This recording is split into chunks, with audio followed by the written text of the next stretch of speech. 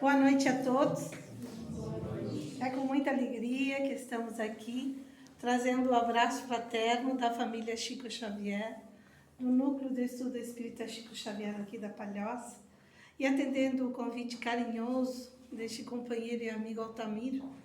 Viemos então fazer a reflexão da noite com os companheiros, e da mesma coleção do livro Vinha de Luz, que a companheira acabou de ler, nós vamos tirar a mensagem do livro Pão Nosso, que é o segundo tom dessa coleção de Emmanuel, que se dá através das mãos de Chico.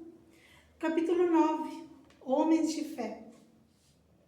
E Jesus, através de Mateus, capítulo 7, 24, ele vai deixar a seguinte frase: todo aquele, pois, que escuta estas minhas palavras e as pratica, assemelhou ao homem prudente que edificou a sua casa sobre a rocha.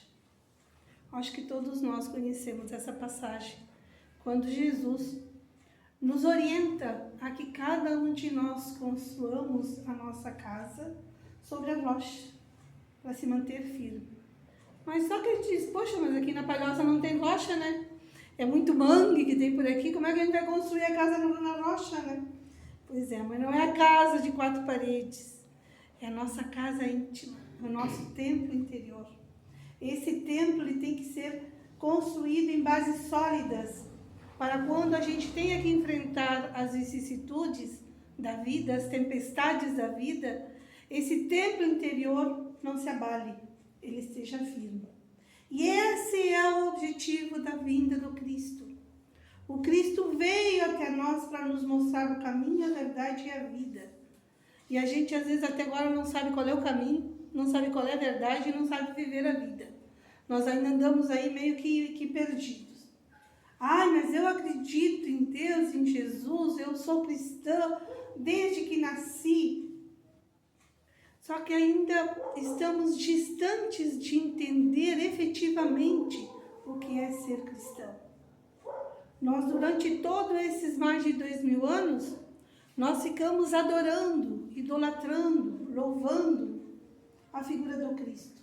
Muitas das vezes, somente até através da cruz, o mantivemos ali crucificado, né? Fazendo as nossas orações, fazendo as nossas adorações, aquelas figuras.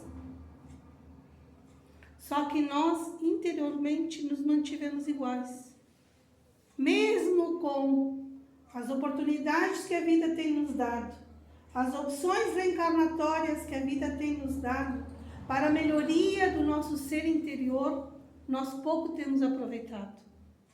A gente se queixa, a gente se lamenta, a gente fica contabilizando as dores e os sofrimentos, não contabilizamos as oportunidades e os momentos felizes, mas a gente sempre fica se lamentando e contando, né? Se eu pergunto para cada um aqui, se eu faço uma pergunta geral e digo assim, alguém se lembra o dia, a hora e o ano que sofreu um acidente? E aí alguém vai dizer, eu lembro, aquele dia para mim foi inesquecível. Eu sei o dia, a hora, o tempo que custou para a ambulância, o bombeiro, ou sei lá, vir me socorrer. Os dias que eu fiquei no hospital, como é que foi, começo, meio e fim. Aí eu pergunto, alguém se lembra o dia, a hora, o momento, de um momento bom? A gente não consegue lembrar. A gente não marca na agenda os bons momentos. Ou, se a gente pergunta qual foi o dia, a hora e o momento que vivestes um processo expiatório ou uma prova que mexeu a tua alma. Ih, eu não quero nem lembrar disso. Não quero nem saber. Foi muito difícil. Aí nós vamos lá, no Evangelho. E vamos ver, capítulo 5, Bem-aventurados os aflitos. Aonde está o verdadeiro sofrimento? E aonde está a verdadeira felicidade?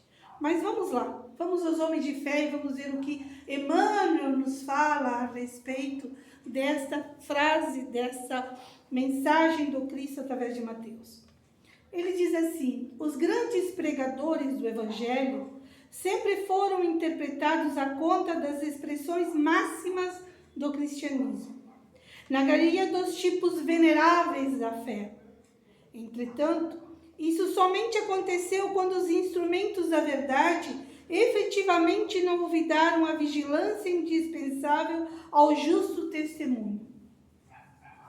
Significa que durante muito tempo nós veneramos aqueles que representavam o cristianismo. E estas, que quem sabe bem provável nós estávamos nessa turma, nós também achávamos que nós éramos autoridade desse cristianismo. E impusemos, através do nosso orgulho, através da nossa vaidade, através de todas aquelas imperfeições que a gente foi, aumentando e alimentando-as, tudo em nome de Deus. Organizamos cruzadas, guerras, inquisições. Nos enviamos à morte os próprios cristãos. Fizemos horrores em nome de Deus. E éramos a autoridade do cristianismo. Estou falando éramos porque a grande maioria de nós que estamos na doutrina espírita somos os remanescentes dessas lutas cristãs. Aí o pessoal diz, devo ter tirado muita pedra na cruz. Pois é, nós atiramos mesmo. E muito cristão também. A gente fez muita coisa. E hoje, graças à oportunidade da reencarnação, aqui estamos. Dentro do movimento espírita organizado, nestes templos maravilhosos que temos, das casas espíritas, que são os nossos templos, que são o lugar onde a gente se reúne juntos, unidos, nos auxiliamos a entender essa mensagem, para que ela efetivamente faça o trabalho que tem que ser feito. Porque a mensagem do Cristo está aí, gente, faz 2000 anos. A doutrina espírita é em torno de 170. E nós temos trilhões de anos. Trilhões. Nós somos mais idosos que o próprio planeta. O planeta tem 4 bilhões e meio de anos. Antes do planeta ser o início da sua construção, nós já estávamos na Era da Razão. Em outros mundos, obviamente. E viemos para cá para entender, assimilar e utilizar esses recursos não para adorar e nem para ficar mostrando eu sou espírita, eu sou cristão, eu sou isto, eu sou outro. Eu sou uma pessoa melhor.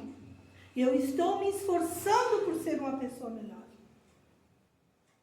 Reconhecer-se-á o verdadeiro espírita pelo esforço que faz por melhorar-se, pela luta com as suas más inclinações. Esse é o nosso objetivo. Se somos médiuns, se não somos, se somos palestrantes, se não somos, se somos presidente, vice, diretor, presidente de FEB, FEC, o que for, não importa. Essas autoridades são apenas administrativas. A autoridade que nós precisamos cultivar, a autoridade que nós precisamos realmente exercer em nós é a autoridade moral. É para isso que aqui estamos. Para isso nos reunimos todas as semanas, estudamos, viemos escutar as palestras, fazemos evangelização, vamos a seminário, vamos a congresso, reunimos casas espíritas, fazemos aquelas reuniões, tudo isso para quê? Para que nós possamos manter aceso o Evangelho. Vós sois o sal da terra. Vós sois a luz do mundo. Quando Jesus nos disse isso, o sal, naquela época, não tinha geladeira, né, pessoal? Não havia geladeira naquele então. O sal era o que conservava os alimentos. Não deixava os alimentos se deteriorar. Então, quando Jesus disse, vós sois o sal da terra, ele quis dizer aos seus apóstolos, aos seus discípulos, que eles não poderiam deixar que o Evangelho se deteriorasse, que o Evangelho se perdesse. Eles seriam os que conservariam o Evangelho aceso. E nós continuamos sendo. O nosso objetivo, quando aqui estamos como expositores, como coordenadores, como presidentes, como diretores, como o que for. O nosso objetivo é manter o evangelho aceso. Ah, mas tem uma tocha lá, que nem a tocha olímpica? Não, não tem nenhuma tocha, uma tocha olímpica. Né? A tocha olímpica está acesa lá desde a época dos gregos, né? Está lá, desde a Grécia Antiga está acesa lá, toda ela guardadinha e coisa e tal. Não, acesa nos nossos corações. Porque os que esquecemos de colocar em prática somos nós. A espiritualidade sobre os desígnios de Deus, nosso Pai, de Jesus, o nosso Mestre, e está sempre colocando em nossas vidas como se estivesse colocando o fertilizante, o humus da terra, em nossos corações. Aí lá a companheira está passando por um momento de perda de um ser querido, um momento de provação, um momento de expiação, entra aquela dor, entra aquele desespero, o que vai acontecer? Ela lembra de uma passagem que ela ouviu, que ela estudou, sobre a resignação, sobre a fé, sobre a confiança. E ela se enche de forças para poder bem superar aquele momento. Eis o Evangelho em ação. A outra companheira está em seu dia a dia e se sente ofendida, humilhada, e ergue as suas forças para revidar. E aí ela lembra: eu sou cristã. Jesus me ensinou a humildade, a resignação, a tolerância e a compreensão. O que ela faz? Ela silencia e segue seu caminho. E cada um de nós, nos momentos aos quais nos são chamados à prática do Evangelho, se estamos bem vigilantes e atentos, vamos colocar em prática. Vamos fazer o esforço redentor da mudança em nós. É para isso que aqui estamos, gente. Nós não estamos aqui para contabilizar somente horas de trabalho. Eu volto lá, sempre volto, no exemplo de Federico Finger, no livro Voltei. O estrangeiro mais brasileiro de todos os tempos, de tanta caridade que fez.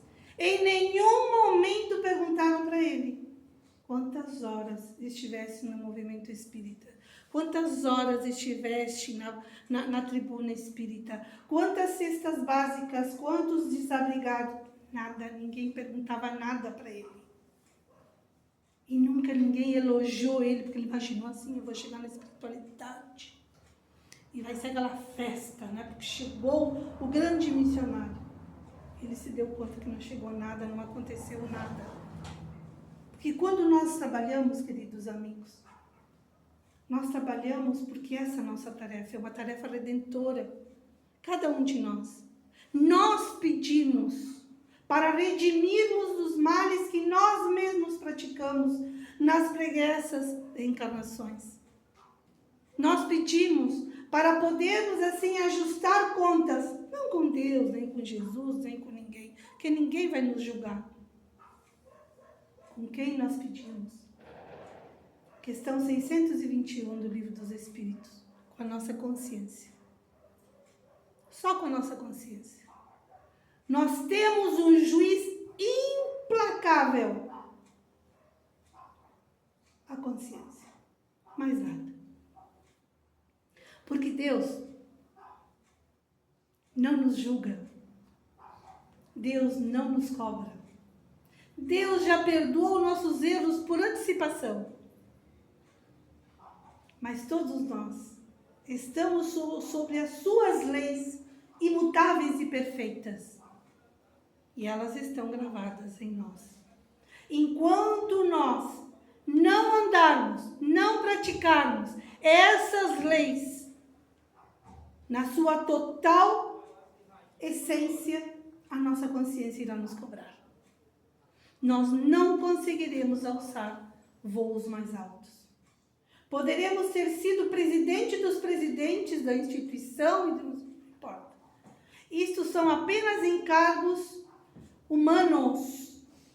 São, digamos que, responsabilidades que assumimos aqui.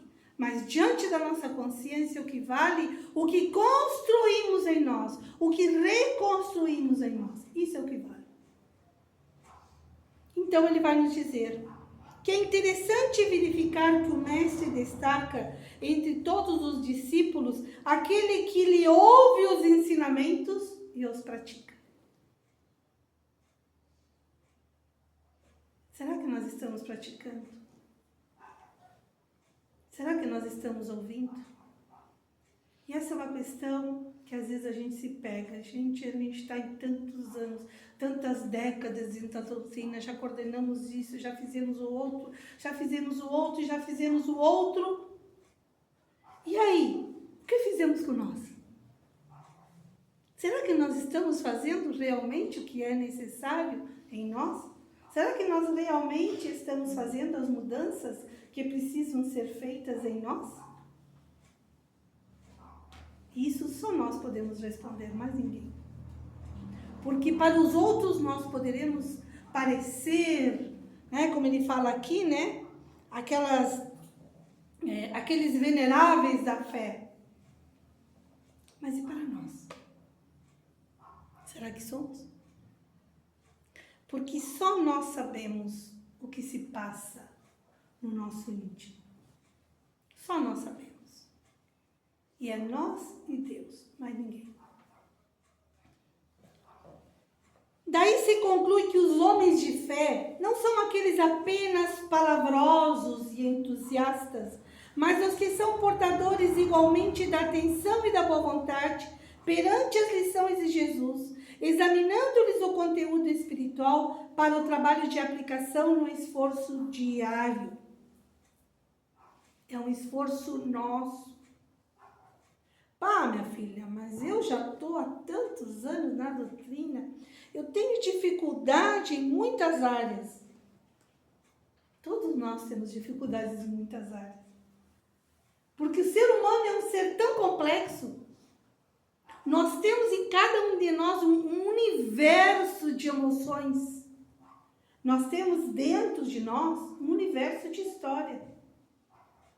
Porque se nós olhamos aqui entre nós estamos vendo anos físicos de experiência atual. Onde que está ele, que é o mais novo aqui da plateia, seja mais idoso do que eu mesmo. O seu Altamiro, o companheiro lá. Pelas vivências, pelo número de experiências que já tenha tido. Não é a idade do corpo que nos diz a idade da alma. E não é o que aparentamos ser hoje que nos diz a história que temos. Nós temos incontáveis experiências reencarnatórias.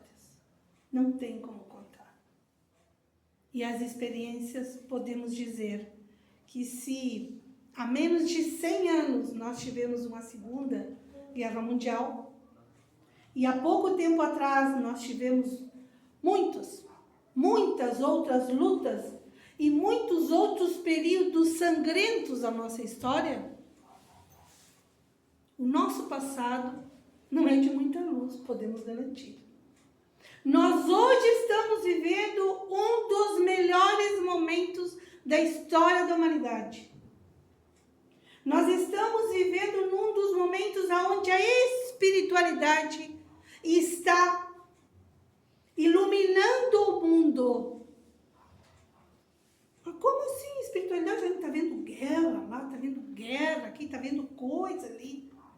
Sim, mas qualquer um, em qualquer parte do mundo, ouve, acessa, encontra mensagens positivas, mensagens que ajudam o espírito na sua elevação. Nunca houve tanto acesso a informações que ajudam a elevar o ser espiritualmente falando. Porque nunca houve uma gama tão grande de orientações religiosas como hoje. No Brasil, então, nem se fala. O Brasil é o celeiro do mundo.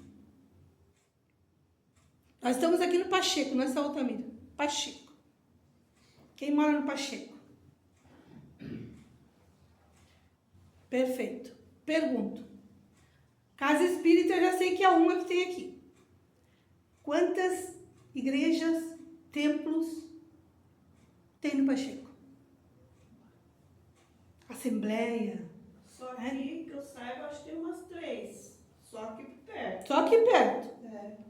Vai ver se estudou entre igreja, assembleia, templo, culto, casa espírita, casa de umbanda. Olha, deve ter de 10 a 15. Aí chega lá o povo do Pacheco, né? Na espiritualidade. Diz, poxa, meu irmão, mas tá feio o negócio, né? O senhor veio bem comprometido. Pois é, mas ele vai dizer assim pro guia espiritual. Mas eu não sabia como é que era o negócio. Como eu errei por desconhecer. Mas desconhecer o quê? Não, eu nem sabia de falar em Deus, de Jesus, dessas coisas. Eu, como não, meu irmão? Qual era o bairro que o senhor morava? Pacheco, na Palhoça. Pois é, meu irmão. Tinha em torno de 10 a 15 portas abertas a lhe orientar. Para que o senhor não errasse. Então, gente, por falta de portas abertas, para a gente entender a mensagem e entender a lei de Deus e efetivamente colocá-la em prática, não é o problema. O problema é que nós não vamos até as portas. Ou se vamos até as portas, ficamos encantados. Que bonita essa igreja, que bonito esse templo, que bonita essa casa espírita aqui, missionário. O seu Altamira tem tudo, um capricho, né? Dona Wanda ali, os companheiros todos, um capricho isso aqui que é um espetáculo. As palestras são ótimas. Ai, tem assim isso, tem... E, bueno, aí, tá tudo muito lindo, tá tudo maravilhoso. Mas e aí, o que nós estamos fazendo com isso? Aonde que nós estamos colocando esses tesouros que aqui são colocados? Quando a gente faz a explanação, a gente facilita, lê a mensagem maravilhosa do Amai-vos, ali do Vinha de Luz. O que nós estamos fazendo com isso? Que aí a gente senta aqui, né? Isso eu digo por experiência, gente. Eu não gostei muito daquela palestra. Você não falou muita besteira, eu não gostei muito do estilo dela, assim, sabe? Não gostei. E apagou. Apagou porque não gostou e apagou. Não quis prestar atenção em nada porque não gostou dela, porque é loira, porque é gorda, porque é magra, porque é isso, porque é o outro. Que usou maquiagem, não usou maquiagem, que não gostou do cabelo, que não gostou da roupa. E bloqueou. Agora vem o outro, até que eu gostei, mas não entendi nada do que falou.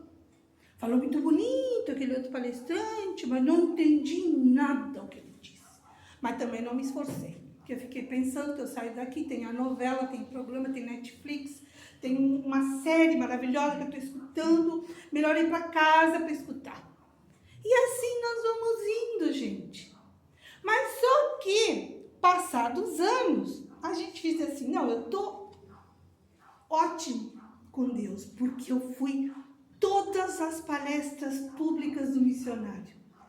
A minha contabilidade, ó, tá ali, ó. O seu Altamiro botou, eu participei de todas as palestras públicas. Então, eu acho que eu chego na espiritualidade e os guias espirituais vão me abrir a porta porque tá tudo ok.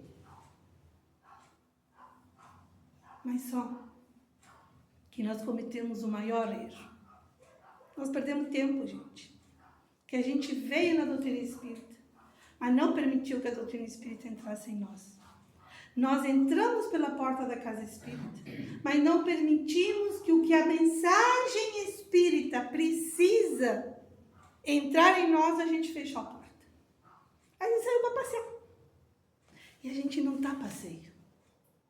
Gente, nós não estamos a passeio. Nós estamos na escola da vida. E tem uma fila na espiritualidade que nós nem podemos imaginar. De gente querendo o nosso lugar. E agora com o controle de natalidade está pior ainda, né? Está complicado. Aqui tem gente ainda de família numerosa. Mas gente nova agora, as famílias, olha, se passa de 3 filhos já é muita coisa. E os espíritos estão lá, esperando essa oportunidade. E nós o que estamos fazendo? Passeando. Achando que isso aqui é uma maravilha. E não é assim. Gente, é o nosso dever conosco mesmo. É a nossa obrigação com nós mesmos. Aproveitar cada momento. Aproveitar e absorver cada mensagem. Mesmo que seja difícil. Mesmo que seja difícil combater o nosso orgulho, superar a nossa vaidade, ser menos egoístas, ser menos ambiciosos. Ai, mas é difícil, eu não consigo. E se me pega desprevenido, quando eu ver, eu caio de novo. Mas o fato de que nós não alimentemos mais, nós já estamos dando saltos quânticos. O fato de nós não alimentarmos tanto as nossas imperfeições e nos esforçarmos por desenvolver virtudes, nós já estamos cumprindo o nosso dever. É o esforço por melhorar-se. E aí irão nos perguntar, és espírita? És espírita? E tu vai dizer com muito orgulho, eu sou espírita. Porque eu reconheço em mim o esforço que eu tenho feito por ser melhor. Porque não é o fato, não, eu não sou espírita porque eu estou longe disso. Eu ainda tenho muita imperfeição, eu sou muito imperfeito. Só o fato da gente já reconhecer que é imperfeito. Só o fato da gente reconhecer que ainda falta muito, nós já somos espíritas, gente. O problema é quando a gente se acha que a gente é espírito de luz, que a gente é um missionário, que a gente é o intocável, que a gente é o max do max. Então, aí sim é o problema. Agora, enquanto nós tenhamos este olhar para nós mesmos, conscientes e cientes do que ainda temos para trabalhar em nós, nós temos que dizer, sim, eu sou espírita. E vou na casa espírita para alimentar o meu ser. Para me dar forças para lutar comigo mesmo. Para me dar forças para quando eu tenha que enfrentar as vicissitudes da vida, eu não caia. Porque eu sinto em mim a assistência divina espiritual que não nos abandona. Porque tem outro porém, né? Tem muito irmão que entra na casa espírita porque diz que está carregado. Tem muito irmão que entra na casa espírita porque vem cheio de espírito de sono. Eu vou lá para fazer um passe e limpar. Bom, que eu saiba, casa espírita não tem faxina, não limpa nada. Outra coisa, ninguém carrega nada, só o corpo que tem. E segundo, ou terceiro, nós temos muito mais auxílio do que perseguição. Gente, nós não podemos esquecer que cada um de nós, e quando eu falo cada um de nós, é todo ser racional que reencarna neste mundo de provas e expiações. Todos, importa se espírita, se não é, se é evoluído, se não é, não importa. Vem com um guia espiritual, com um anjo da guarda, com, sei lá, o espírito de luz, como queiram chamar. E esse guia espiritual, esse guia protetor, ou o nome que quisermos, que não importa também o nome, né? Tem gente que quer saber o nome. Eu quero saber o nome do meu guia espiritual. Não importa o nome. Esquece o nome. Não importa se é mulher, se é homem, o que é. Mas nós temos que ser cientes que é um espírito que nos conhece mais do que nós mesmos. E é um espírito mais evoluído do que nós. Que quando a gente, como é que diz? Quando a gente vai com fubá, ele já vem com angu, é isso o negócio? Né? Quando a gente vai com a farinha, ele já vem com o bolo pronto, ele já sabe, ele já nos conhece. E ele faz de tudo para nos proteger e nos auxiliar. Só que nós, criaturas ainda imaturas, tá com enxaqueca, é espírito obsessor. Bate o carro, é espírito obsessor. Não passa na prova, é espírito obsessor. Cai o copo, é espírito obsessor. Ou as trevas. Mas a gente nunca diz, é a luz. É meu anjo. Gente, nós precisamos lembrar que somos muito mais auxiliados do que perseguidos. Que quando eu presto mais atenção na perseguição, eu alimento ela. Aí ela passa a ser o mais importante em minha vida. E quando eu atribuo tudo, porque é responsabilidade, né? A gente quer botar responsabilidade para alguém. Eu atribuo tudo ao coitado do espírito perturbador ou obsessor, sei lá o quê. Eu não estou assumindo a minha responsabilidade. Que o copo caiu por descuido meu. Que eu não passei na prova porque eu não estudei. Que eu bati o carro por descuido meu, por falta de atenção. Eu sempre atribuo a alguém. Mas eu também não lembro que quando caiu o copo, Deus dizia, muito obrigado, Senhor, poderia ter quebrado e ter furado a minha mão, machucado o meu pé. Muito obrigado, Senhor, que eu não passei na prova, porque eu acho que eu estava escolhendo a profissão errada, não era essa. Mas na frente eu me dou conta, e disse, poxa, se eu tivesse passado, eu não tinha encontrado isso aqui. Eu bati o carro. Muitas das vezes a gente nem imagina que às vezes, se não houve descuido de ambas as partes, foi realmente um acidente, estava nos poupando de uma coisa pior lá na frente.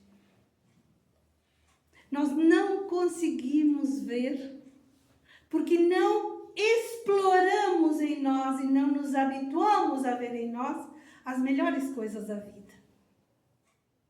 Então, queridos amigos, que possamos cada um de nós, como nos diz, em todos os serviços, o concurso da palavra é sagrado, é indispensável, mas aprendiz algum deve esquecer o sublime valor do silêncio ao seu tempo, na obra superior do aperfeiçoamento em si mesmo, a fim de que a ponderação se faça ouvida dentro da própria alma, norteando-lhe os destinos. Quando ele nos fala do silêncio, esse silêncio de nós sabermos ouvir a voz de Deus em nós, que se faz através do nosso protetor, do nosso Espírito que nos auxilia.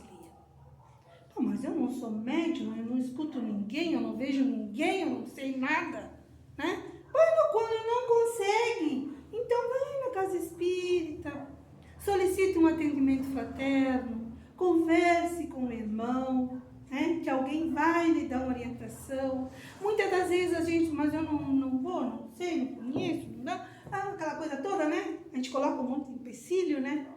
Mas a gente não vê que o amigo que se atravessou na rua, que vai nos dar o abraço caloroso, ele é o enviado que vem nos dar, muitas das vezes, a orientação e a palavra amiga. Aquela criança que vem com a sua alegria a tirar a nossa tristeza, a nossa angústia, é o raio de luz que a espiritualidade se usa para alegrar a nossa alma.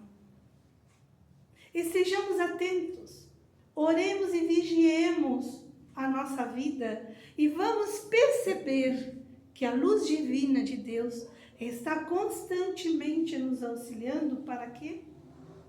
Para que nos tornemos os homens verdadeiramente livres.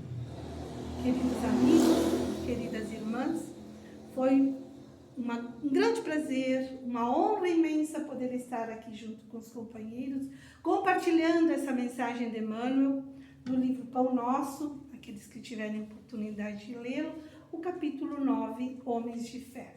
Muito obrigada pela atenção, pelas boas vibrações, pela oportunidade que o nosso companheiro e os companheiros do Missionários da Luz nos deram, e fique o abraço da família Chico Xavier. Muito obrigada.